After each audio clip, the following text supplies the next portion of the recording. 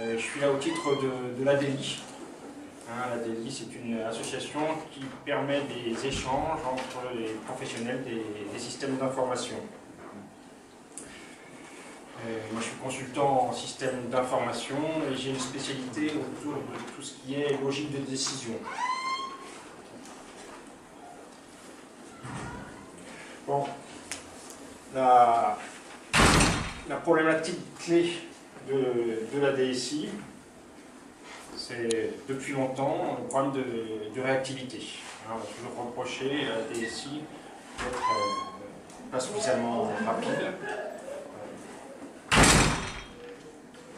Alors, il y a deux leviers importants qui font que ça risque de perdurer. La notion de crise à gauche, la fréquence du changement. Le changement va continuer à arriver de plus en plus rapidement. Puis d'un autre côté, on est dans un monde de plus en plus complexe. Alors, un monde de plus en plus complexe, Richard Collin nous en a bien parlé ce matin. Il y a le fait de la multiplication des informations, il y a le fait de l'information des utilisateurs, c'est ce que j'ai mis sous le terme Empowered Users. C'est des utilisateurs qui sont toujours mieux informés, qui connaissent de plus en plus de choses. Il y a surtout la multiplication des choix. Avant, on était dans des modèles simples, maintenant on arrive dans des modèles compliqués. Auparavant, si je prends l'exemple de la banque, il y avait une segmentation en 3 ou 4 niveaux. Maintenant, on a des produits packagés sous des formes multiples pour des segments multiples.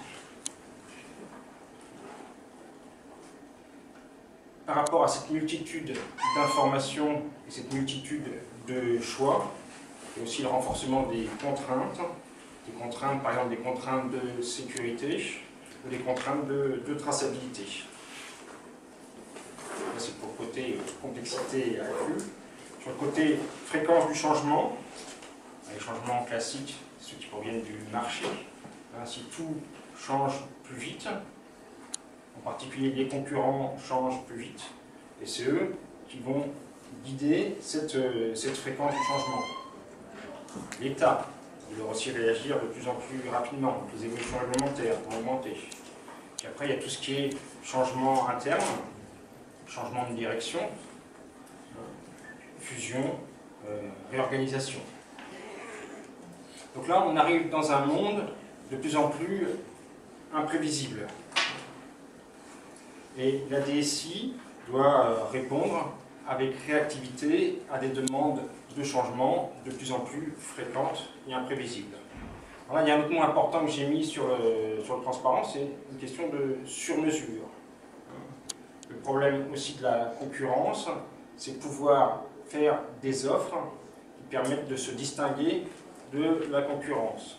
Donc si on prend que des logiciels sur étagère ou des solutions toutes faites qui permettent de faciliter le changement rapidement, on ne répond pas à cette préoccupation de sur-mesure. Alors le bouquin que j'ai mis là, c'est le bouquin de Taleb sur le signe noir. Le sous-titre, c'est « La puissance de l'imprévisible ».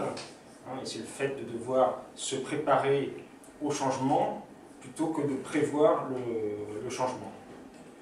L'histoire du signe noir, c'est l'histoire, je ne sais pas si c'est des naturalistes ou des ornithologues du 19e siècle qui avaient fait une grande taxinomie sur tout l'ensemble des animaux. Ils avaient travaillé pendant des dizaines et des dizaines d'années. Puis un des critères de sélection, de classement, c'était la couleur des animaux. Les signes qui ont toujours été blancs. En Europe, on n'a toujours vu que des signes blancs. Voilà qu'un jour, patatras, il y a en Australie un signe noir qui émerge, qui casse complètement toute cette étude qui avait été faite sur un très grand nombre d'années. Voilà, petite histoire.